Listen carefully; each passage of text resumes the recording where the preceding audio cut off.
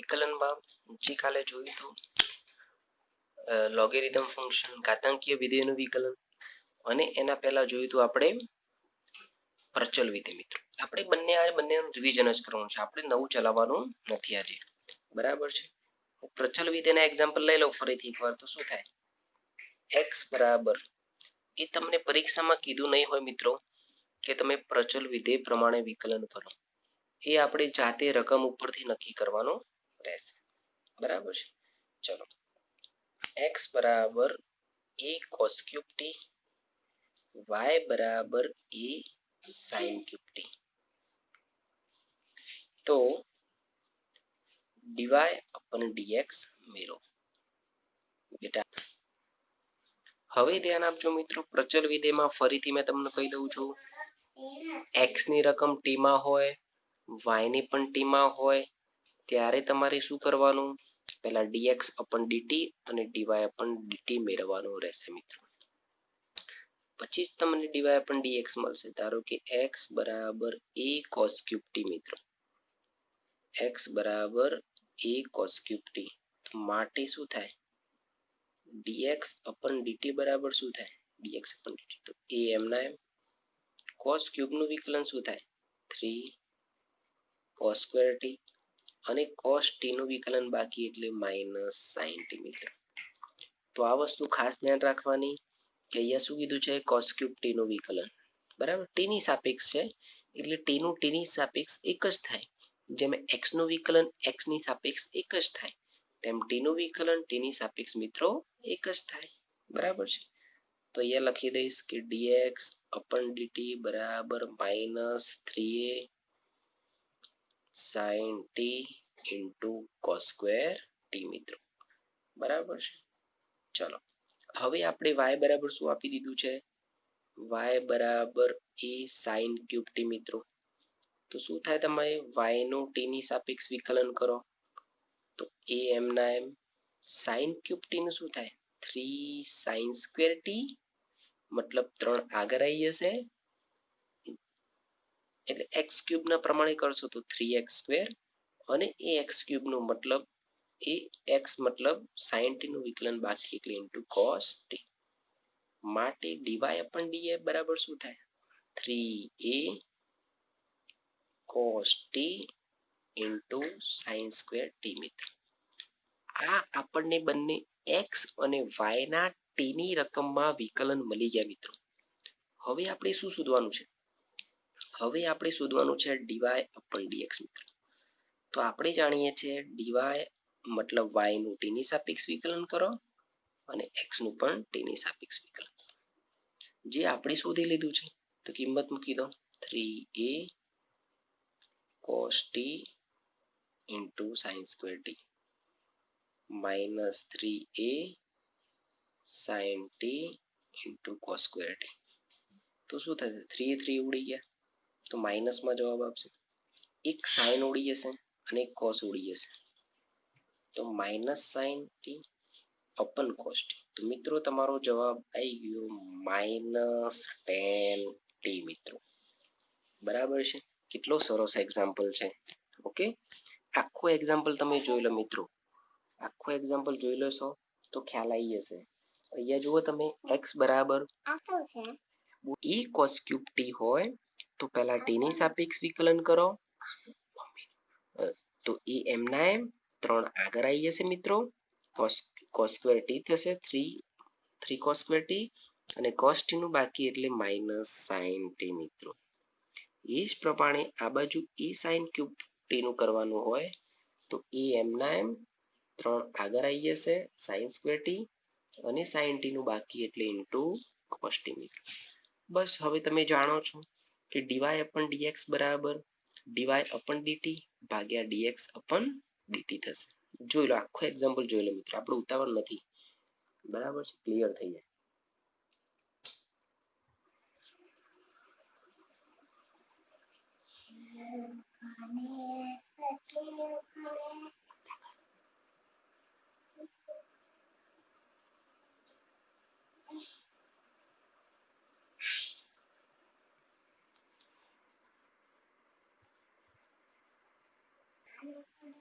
ચલો મિત્રો આપણે એના જેવું એક્ઝામ્પલ બીજું એક જોઈએ.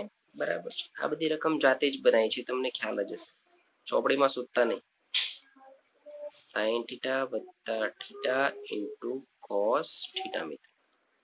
ચલો આપણે x નું θ ની સાપેક્ષ વિકલન કરવું હોય તો પહેલા આપણે am ના m sin θ નું વિકલન શું થાય? sin θ નું cos θ પ્લસ આ બંનેમાં ગુણાકારનો નિયમ આવશે મિત્રો, ધ્યાન રાખજો. θ m ના m cos θ નું વિકલન minus sin θ plus cos θ m ના m θ નું વિકલન મિત્રો 1 થશે.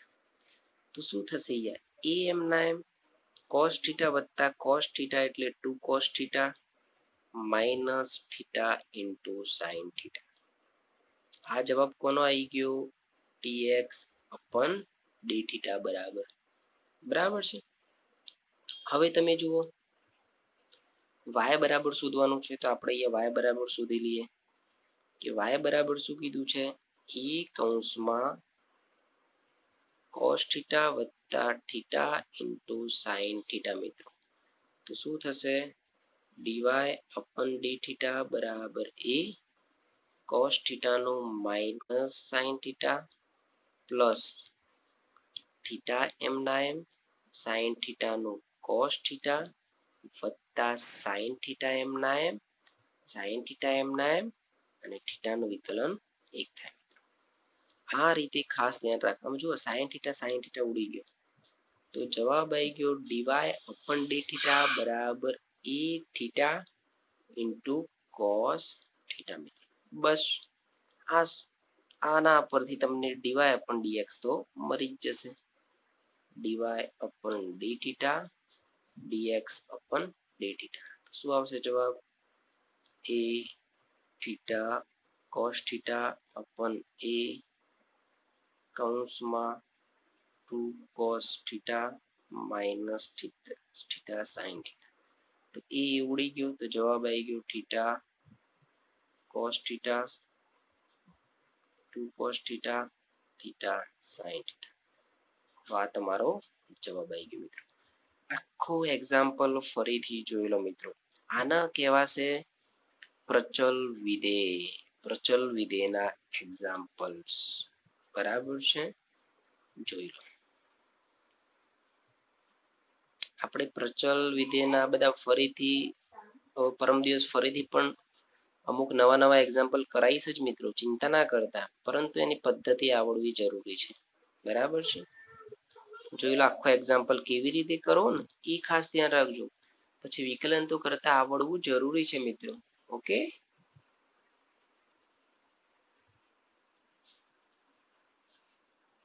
જોઈ લીધો? સ્ક્રીનશોટ લઈ લો કાં તો લખી દો તો પણ વાંધો નહીં મિત્રો. બરાબર છે, આપણે બધી જ તમને ફેસિલિટી આપીશું લખવા માટે.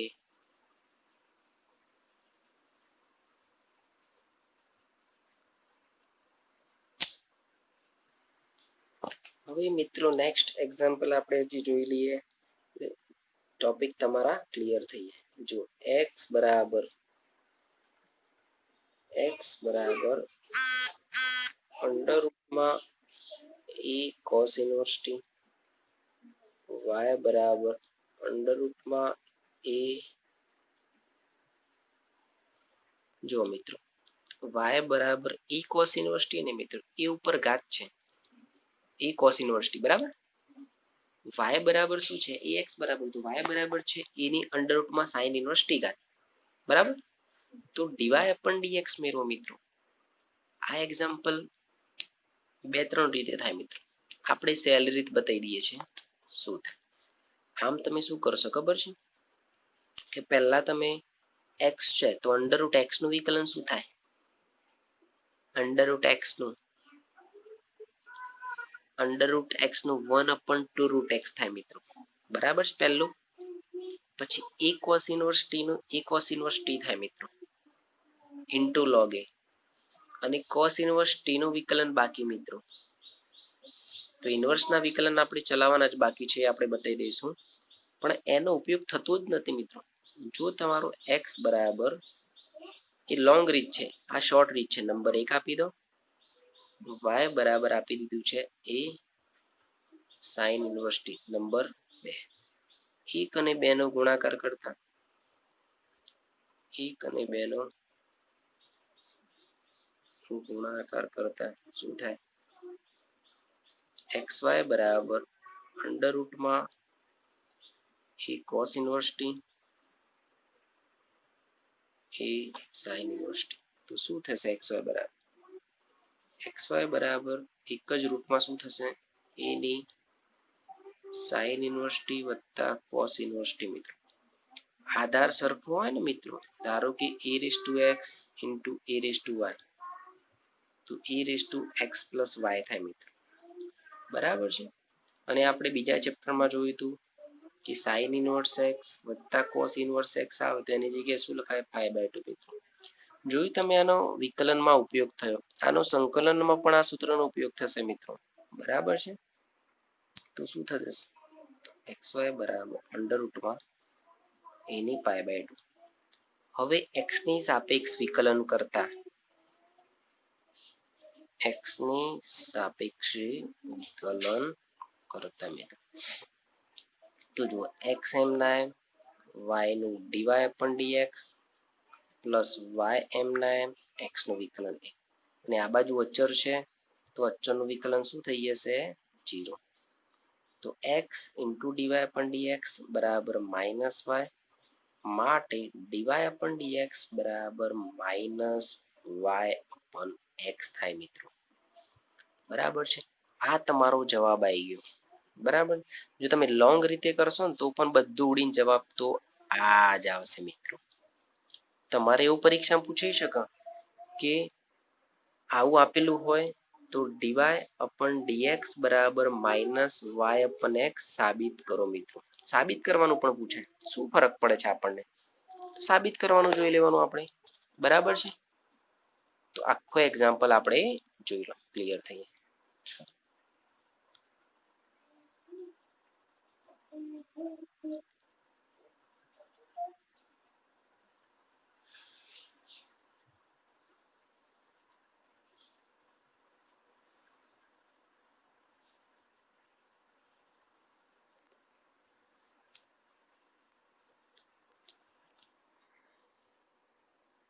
જોઈ લો આખો એક્ઝામ્પલ, સ્ક્રીનશોટ પણ લઈ લો, બરાબર છે, એટલે તમારે ક્લિયર થઈ જાય.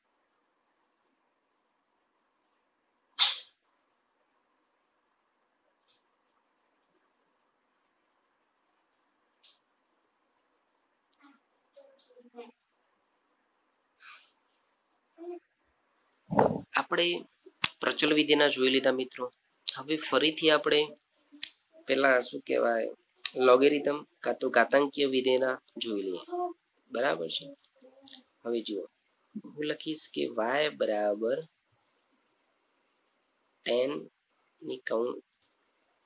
10x ની કૌંસ બાર x ઘાત હોય કાં તો x બરાબર લઈ લઉં છું રકમ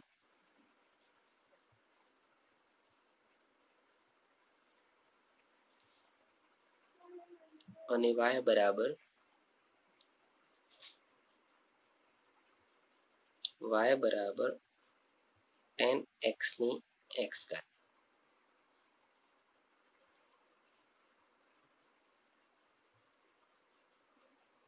જુઓ મિત્રો, અહીંયા x, હા અહીંયા uv લઈ લઈએ, ચલો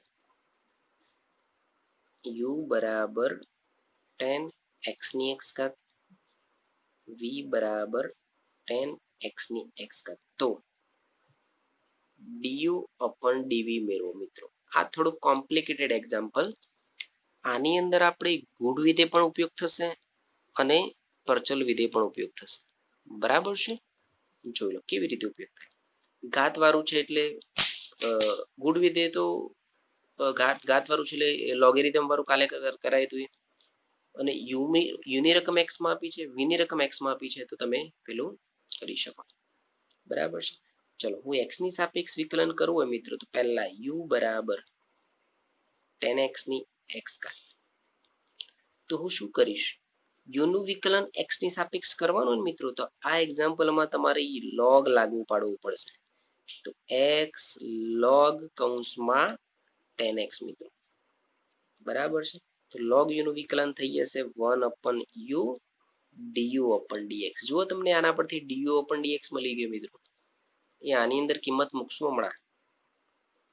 ચલો x m ના log 10x, તો log x નું વિકલન 1/10x અને 10x નું વિકલન એટલે sec square x મિત્રો પ્લસ log 10x m ના m x નું વિકલન 1 થાય. બરાબર છે. તો અહીંયા શું થઈ ગયું x cot x into sec square x plus log 10x માટે શું થશે મિત્રો du upon dx બરાબર u સામે જતો રહેશે પણ u એટલે શું તો 10x ની x ઘાત x cot x into sec square x plus log 10x.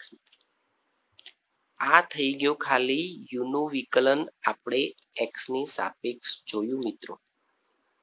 Okay, હવે આપણે v નું વિકલન x ની સાપેક્ષ જોઈ લઈએ પછી આપણે શોધી લઈએ.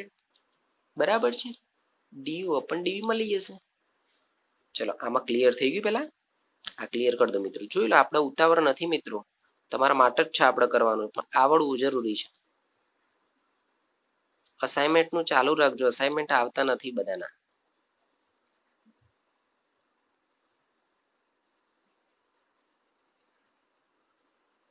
ઘાત વાળો એક્ઝામ્પલ હોય તો log ફરજિયાત લાગુ પાડવો. બરાબર છે.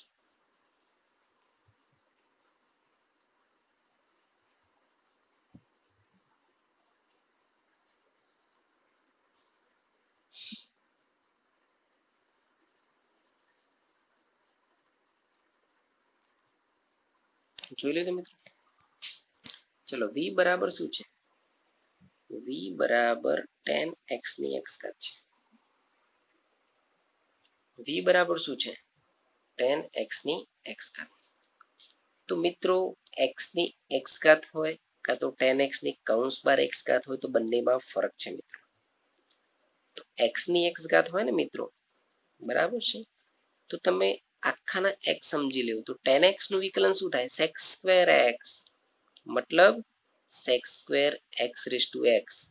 પરંતુ આ x raised to x નું વિકલન તો બાકી છે. આ રીતે કરવાનું રહેશે મિત્રો. અને કાલે મેં સમજાવ્યું હતું ધારો કે y બરાબર x raised to x હોય મિત્રો તો પહેલા log y બરાબર શું થાય x log x માટે 1/y into dy upon dx બરાબર શું થાય x m ના m log x નું 1/x log x m ના m x નું વિકલન. એક તો y સામે જતો રહેશે તો 1 plus log x. તો આ બાજુમાં જે કર્યું ને મિત્રો x raised to x નું વિકલન કર્યું means d by dx of x raised to x કર્યું. આ યાદ રાખશો તો પણ ચાલશે પણ પરીક્ષામાં કરવું પડે. આ MCQ માં હોય તો ડાયરેક્ટ તમે જવાબ લખી શકો.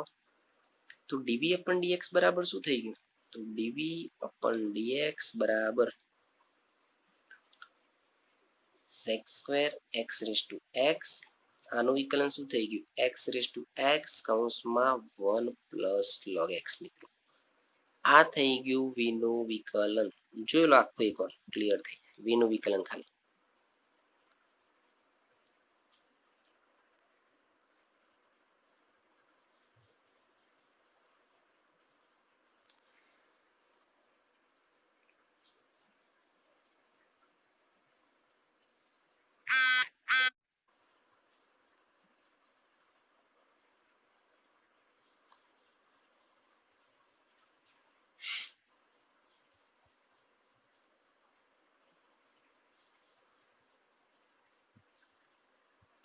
ચલો માટે શું થાય du upon dv બરાબર શું થાય u નું વિકલન x ની સાપેક્ષ ભાગ્યા v નું વિકલન x ની સાપેક્ષ. તો u નું વિકલન x ની સાપેક્ષ શું થઈ ગયું 10x ની x ઘાત x cot x sec square x અને log 10x ભાગ્યા v નું x ની સાપેક્ષ શું થાય તો v નું થશે sec square x raised to x કૌંસમાં x raised to x કૌંસમાં 1 plus log x મિત્રો. તો this is the answer for this question મિત્રો. ઓકે, તો આ રીતે તમે એક્ઝામ્પલ કરી શકો. બરાબર છે. એક્ઝામ્પલ આખું જોઈ લો એટલે ક્લિયર થઈ જાય તમારે ટોપિક. એક એક